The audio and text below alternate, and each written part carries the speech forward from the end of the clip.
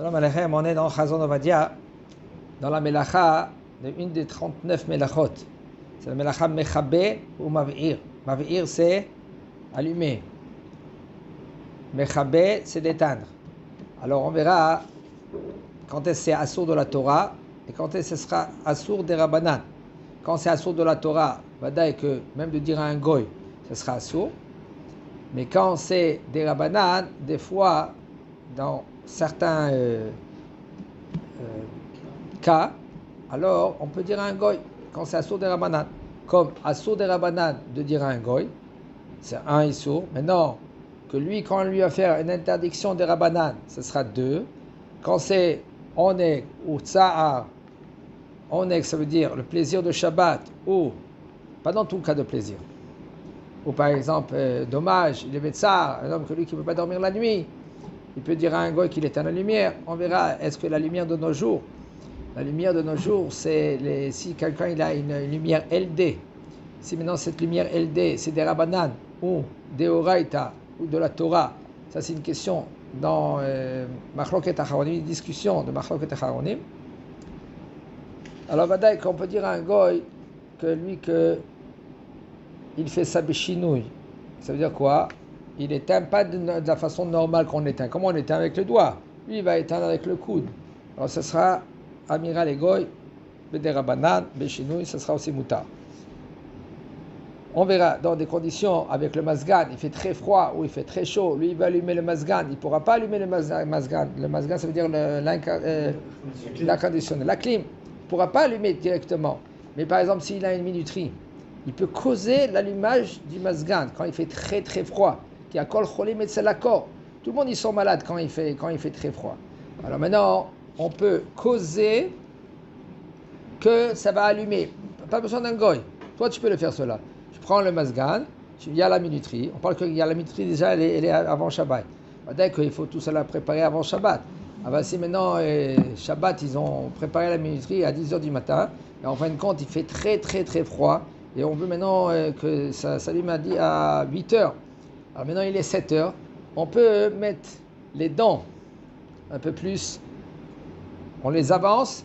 On parle pourquoi? Parce que c'est des Rabbanan. Tu vas causer une allumage dans un masgan, de la clim. Ça c'est des Rabbanan. Et il fait très froid, tu peux. Peut-être que c'est mieux d'appeler un goy. Ton voisin, si ton voisin c'est un goy, tu lui dis voilà, tu peux mettre les dents qui vont se déclencher dans une petite demi-heure. Alors là, c'est faisable. Amchabe gahelet shel matechet. Il y a gahelet, c'est quoi gahelet? Gahelet, c'est on a dit, une braise. Il y a une braise qu'elle est avec du bois. Il y a une braise qu'elle est à métal. Alors, le métal aussi, ça devient rouge. D'accord? Ça s'appelle gahelet. C'est une braise de métal. Un homme que lui, il éteint, il fait une interdiction des Rabbanan. Lui, il éteint une lampe. Ainsi aussi, c'est assour des Rabbanan, et pas assour de la Torah. Pourquoi? Parce que tu ne veux pas maintenant que c'est pas comme maintenant quelqu'un que lui il éteint et il veut l'éteindre. Comme maintenant, on parle que par exemple la gahelet, ça veut dire quoi? La gahelet, on a dit c'était une braise, et tu veux la braise. Puisque tu veux la braise, excusez-moi, ça c'est haïssour de la Torah. Ah bah tu éteins parce que quelqu'un il est malade ou quelqu'un il peut pas dormir avec la lumière. Okay? C'est bien et c'est conseillé de faire ça avec le coude. On parle de quelqu'un qui est betsar. Quand il y a une lumière, c'est un homme, il y en a des gens qui ne peuvent pas dormir, ils sont très fragiles. Okay? Quelqu'un m'a posé la question la semaine dernière, qu'est-ce que ça veut dire qu'un homme, lui, ne peut pas dormir quand il y a une lumière? Les yeux, ils ne descendent pas en bas. Je lui dis, les yeux, ils restent tout le temps là. Les règles, c'est la paupière. La paupière, ça s'appelle? La paupière, elle descend, mais elle est très fragile. Elle est très fine. Mais là, il voit à travers. Et cette lumière-là maintenant, c'est pas considéré comme il est dans l'obscurité. Et il dort pas. Et il y en a des gens, de toutes sortes de gens, des gens normaux. Ils ne peuvent pas dormir quand il y a la lumière. Normalement, il faut dormir avec une lumière. Alors, normalement, quand un enfant il est petit, c'est bien que papa et maman qu'ils habituent les enfants dans beaucoup de cas. C'est pas maintenant que tu le mets dans une situation avec du bruit. Non. L'enfant, il doit être élevé d'une façon bien. Avec la musique.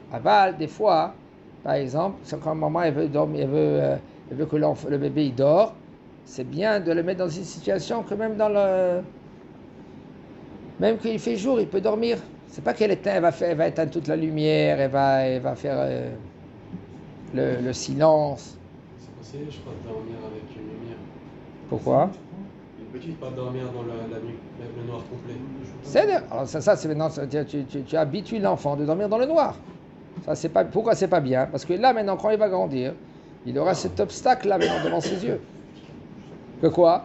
Il ne pourra pas maintenant, il est habitué de dormir sans la lumière. Alors quand tu l'habitues depuis qu'il est petit, il dort dans tous les cas. Alors, il y en a des gens que la clim, il y a les petites lettres là, il y a les 27, 23, c'est les degrés, avec ça il ne dort pas. Alors dans le remote control, comment on dit remote control? La télécommande. Avec la télécommande, il y a un bouton que tu peux appuyer, ce bouton-là, qu'ils éteignent la lumière. Pourquoi? Ça marche toujours. Et ça marche toujours. Pourquoi? Parce qu'il y en a des gens que même avec ça, ou la lumière qu'il y a dans du téléphone, ou de l'heure, il y a l'heure. Ils ne peuvent pas dormir avec une horloge. Ça, c'est un problème. Alors maintenant, on revient chez nous. Il nous dit le Rav, Amadlik or hashmal beshabbat hayab mishum mav'ir. Un homme que lui qu'il allume une lumière. Shabbat, il est hayab mishum mav'ir, ça veut dire que lui qu'il a allumé, et ça est sourd de la Torah. Voilà que, je répète, avec les filaments ou avec les fluorescents qu'il y avait avant, il y avait un thermostat à côté, et que ce thermostat maintenant il jetait une étincelle, et cette étincelle maintenant il allumait tout le fluorescent. Ça il cause un Issur Torah. Maintenant, les LD, c'est une discussion dans les Acharonim. Il y en a qui disent que c'est Assur de la Torah, il y en a qui disent que c'est Assur des Rabbanan.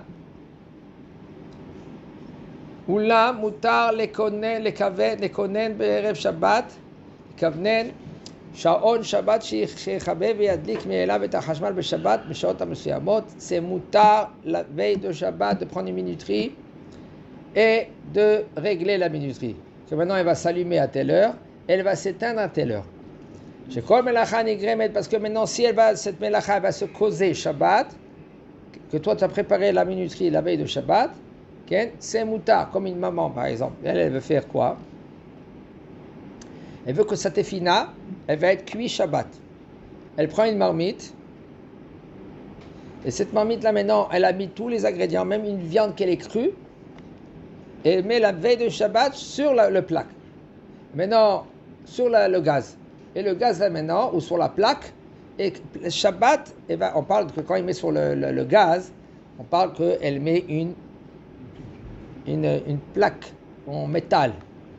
Et même si elle n'a pas mis, regardez, ça va très loin que les gens ne savent pas cela. Même si elle n'a pas mis une plaque. Une plaque en métal. Entre le feu et entre la marmite. Il y en a qui couvrent les boutons. Selon la halakha, pas besoin de mettre rien. De quoi il s'agit? Regarde, je suis très vigilant, je répète encore une fois, deux fois, pour que les gens qui comprennent. La halakha d'après Arav Yitzhak Yosef, Shalita. Tout le problème il est. Pourquoi on n'a pas le droit de mettre sur le feu directement, même qu'un plat qu'il est cuit la veille de Shabbat? Pourquoi?